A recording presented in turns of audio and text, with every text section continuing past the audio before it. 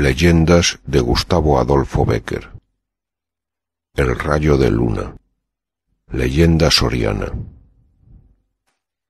Yo no sé si esto es una historia que parece cuento o un cuento que parece historia.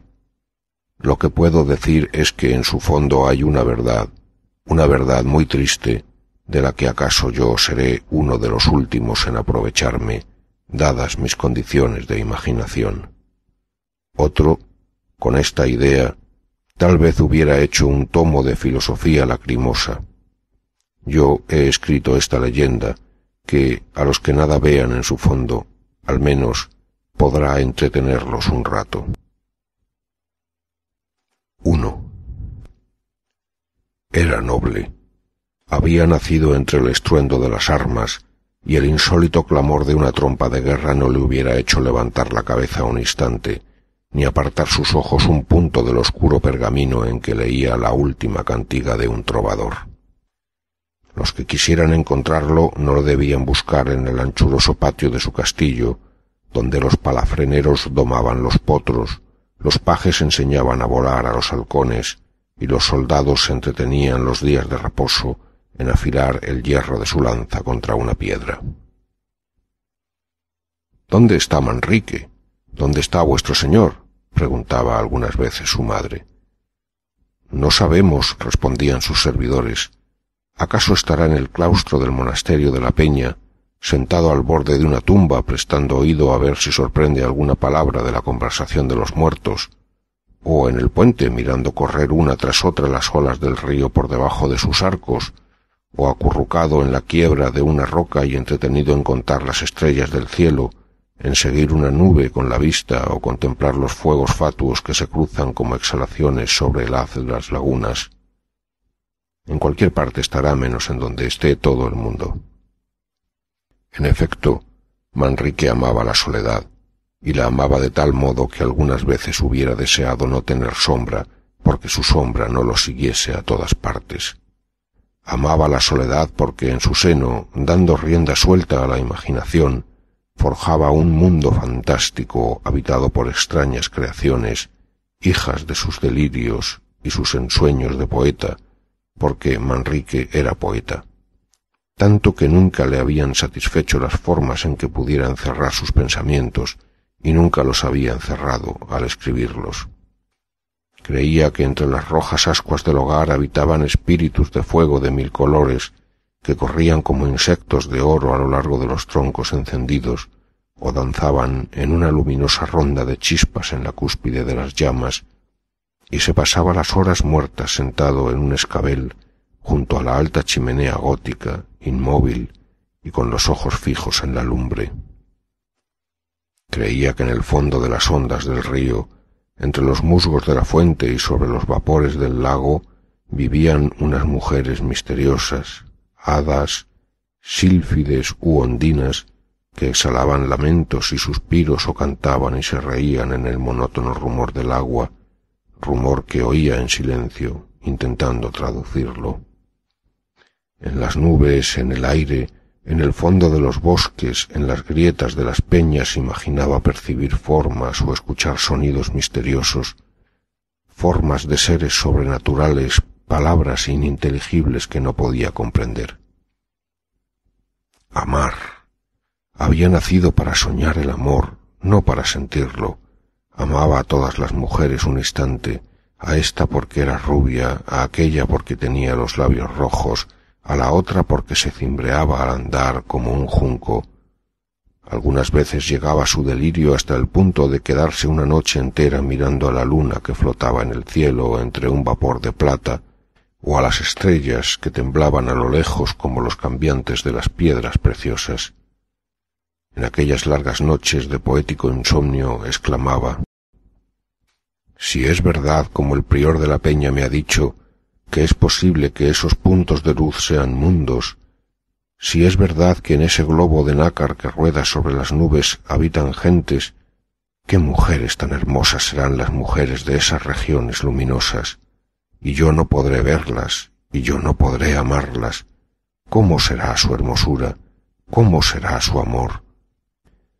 Manrique No estaba aún lo bastante loco para que lo siguiesen los muchachos, pero sí lo suficiente para hablar y gesticular a solas, que es por donde se empieza.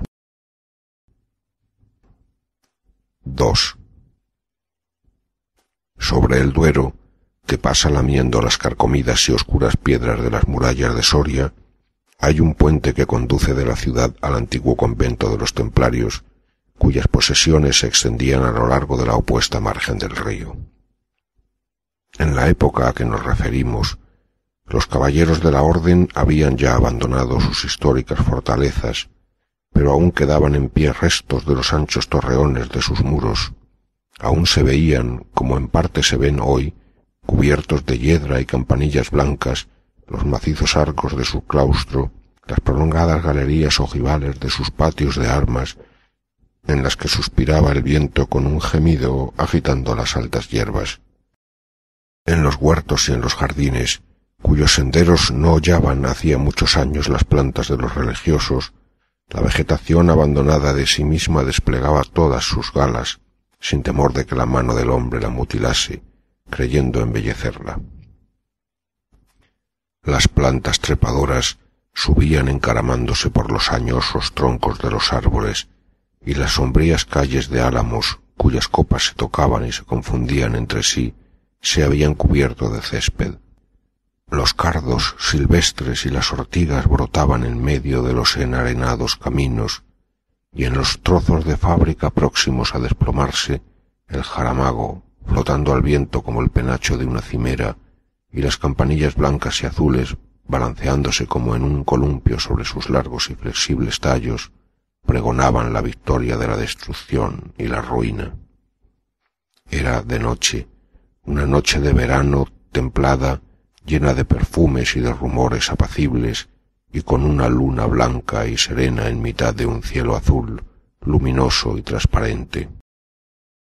Manrique, presa su imaginación de un vértigo de poesía, después de atravesar el puente, desde donde contempló un momento la negra silueta de la ciudad que se destacaba sobre el fondo de algunas nubes blanquecinas y ligeras, arrolladas en el horizonte, se internó en las desiertas ruinas de los templarios. La medianoche tocaba a su punto. La luna, que se había ido remontando lentamente, estaba ya en lo más alto del cielo, cuando, al entrar en una oscura alameda que conducía desde el derruido claustro a la margen del Duero, Manrique exhaló un grito leve y ahogado, mezcla de extraña sorpresa, de temor y de júbilo. En el fondo de la sombría alameda había visto agitarse una cosa blanca que flotó un momento y desapareció en la oscuridad. La orla del traje de una mujer que había cruzado el sendero y se ocultaba entre el follaje en el mismo instante en que el loco soñador de quimeras o imposibles penetraba en los jardines.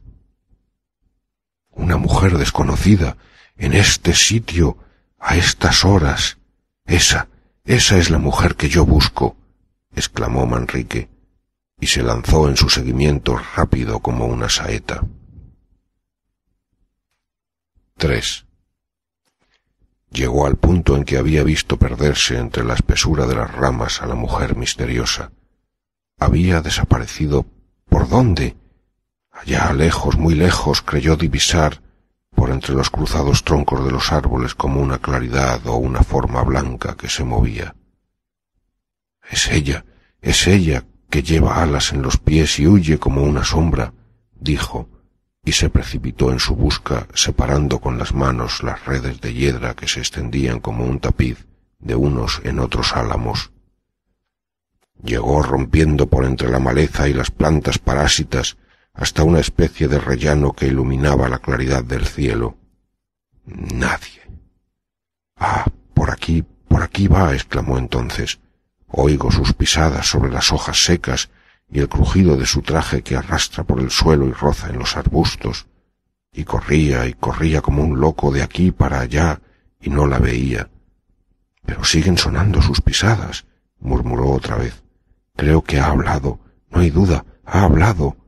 El viento que suspira entre las ramas, las hojas que parece que rezan en voz baja, me han impedido oír lo que ha dicho, pero no hay duda, va por ahí, ha Ha hablado.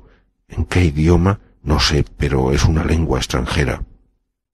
Y tornó a correr en su seguimiento, unas veces creyendo verla, otras pensando oírla, ya notando que las ramas por entre las cuales había desaparecido se movían, ya imaginando distinguir en la arena la huella de sus breves pies.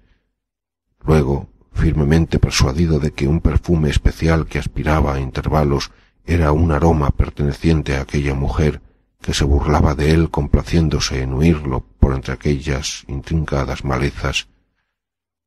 Afán inútil. Vagó algunas horas de un lado a otro, fuera de sí, ya parándose para escuchar, ya deslizándose con las mayores precauciones sobre la hierba, ya en una carrera frenética y desesperada. Avanzando por entre los inmensos jardines que bordean la margen del río, llegó al fin al pie de las rocas sobre que se eleva la ermita de San Saturio. Tal vez desde esta altura podré orientarme para seguir mis pesquisas a través de ese confuso laberinto, exclamó, trepando de peña en peña con la ayuda de su daga. Llegó a la cima, desde la que se descubren la ciudad en lontananza y una gran parte del Duero que se retuerce a sus pies arrastrando una corriente impetuosa y oscura por entre las corvas márgenes que lo encarcelan. Manrique, una vez en lo alto de las rocas, tendió la vista a su alrededor, pero al tenderla y fijarla al cabo en un punto, no pudo contener una blasfemia. La luz de la luna rielaba chispeando en la estela que dejaba en pos de sí una barca que se dirigía a todo remo a la orilla opuesta.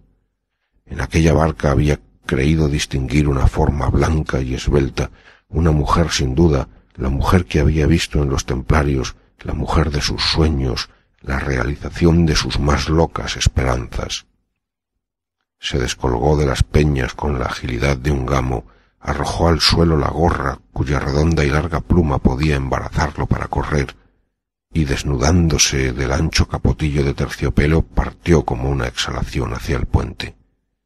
Pensaba atravesarlo y llegar a la ciudad antes que la barca tocase en la otra orilla.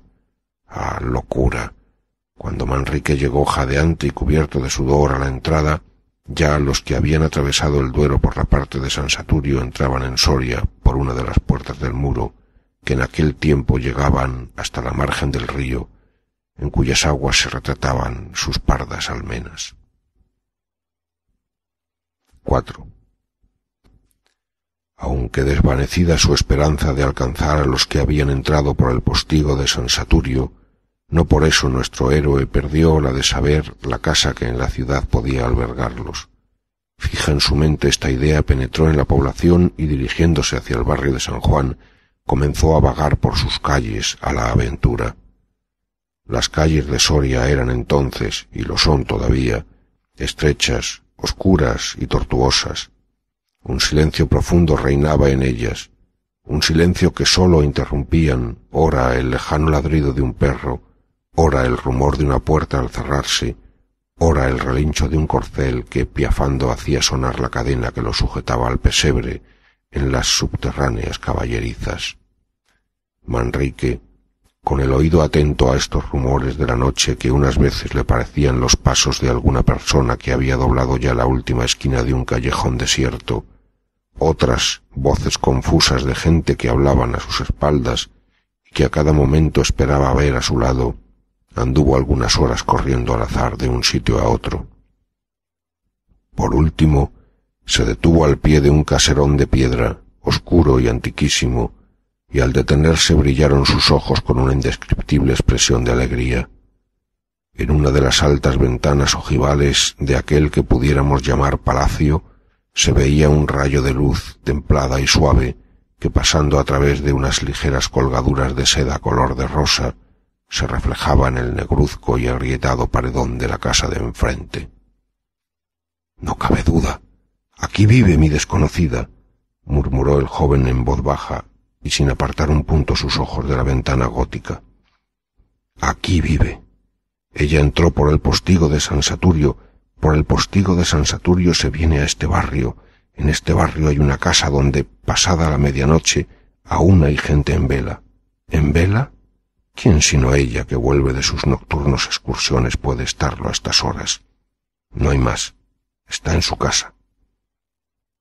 En esta firme persuasión, y revolviendo en su cabeza las más locas y fantásticas imaginaciones, esperó el alba frente a la ventana gótica de la que en toda la noche no faltó la luz, ni él separó la vista un momento.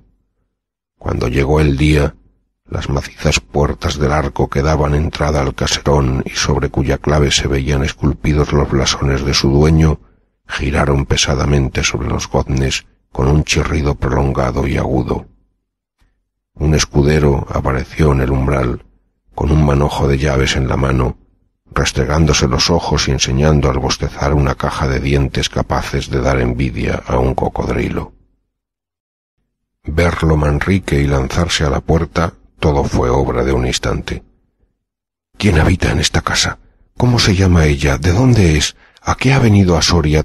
¿Tiene esposo? Responde, responde, animal.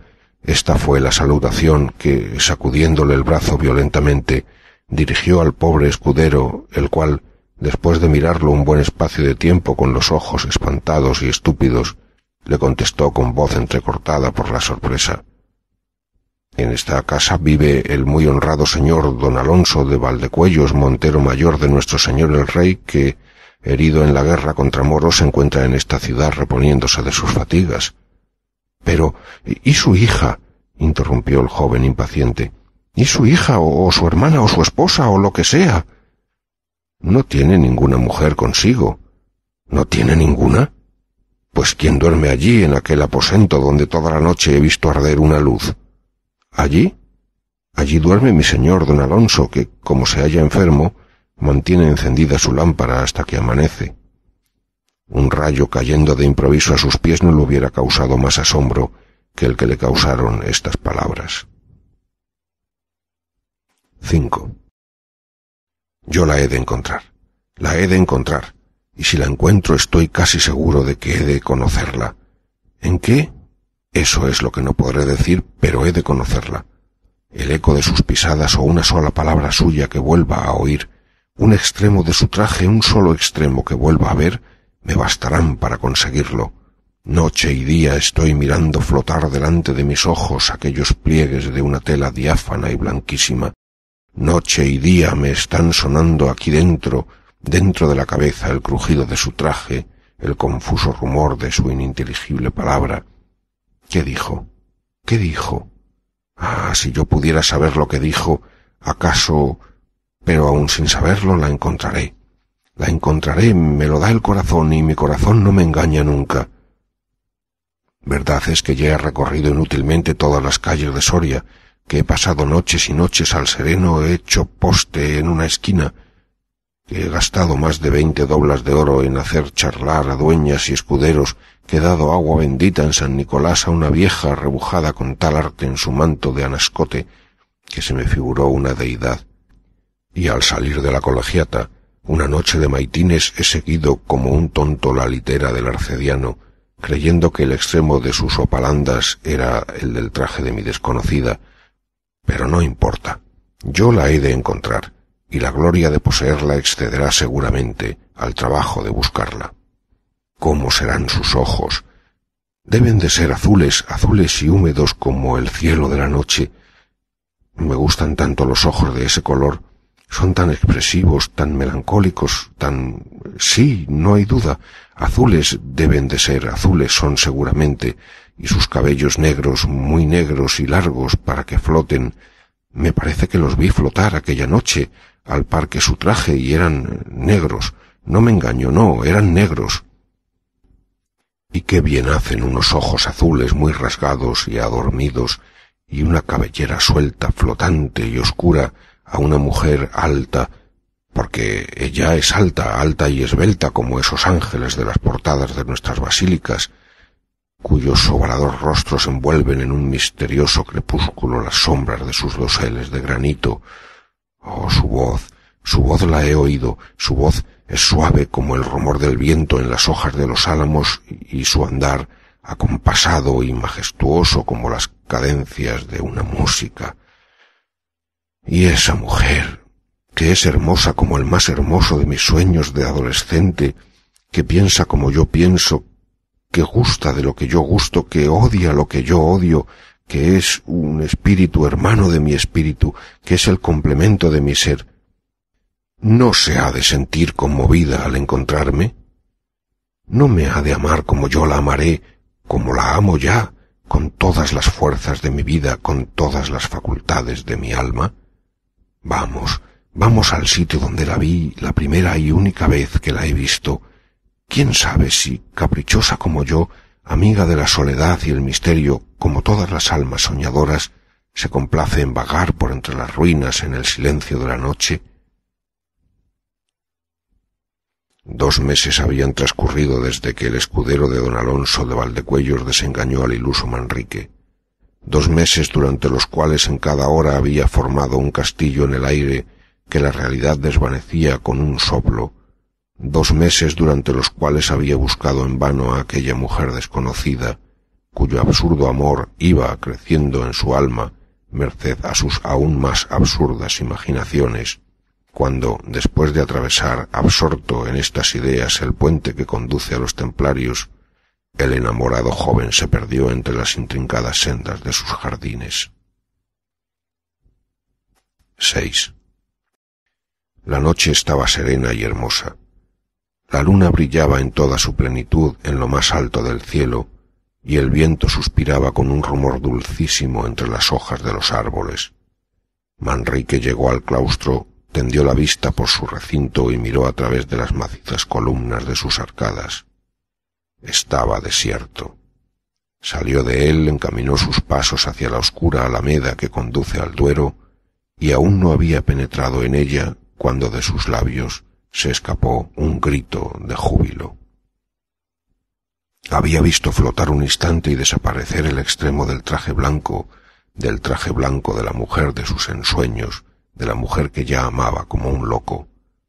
Corre en su busca, llega al sitio en que la ha visto desaparecer, pero al llegar se detiene, fija los espantados ojos en el suelo, permanece un rato inmóvil. Un ligero temblor nervioso agita sus miembros, un temblor que va creciendo y ofrece los síntomas de una verdadera convulsión, y prorrumpe al fin en una carcajada sonora, estridente, horrible. Aquella cosa blanca, ligera, flotante, había vuelto a brillar ante sus ojos, pero había brillado a sus pies un instante, no más que un instante. Era un rayo de luna.